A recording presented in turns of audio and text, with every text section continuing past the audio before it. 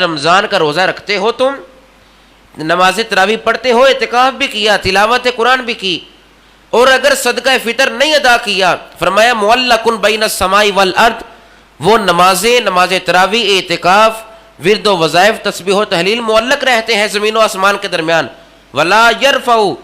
وہ تمہارے اعمال صالحہ اٹھائے نہیں جاتے، الا بزکات الفطر، جب تک کہ صدقہ فطر ادا نہ کیا جائے۔ رمضان کا روزہ رکھتے ہو تم،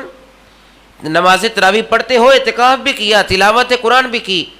اور اگر صدقہ فطر نہیں ادا کیا، فرمایا معلق بین السماء والارض، وہ نمازیں، نماز تراویح، اعتکاف، ورد و وظائف، تسبیح و تحلیل معلق رہتے ہیں زمین و آسمان کے درمیان، ولا یرفع،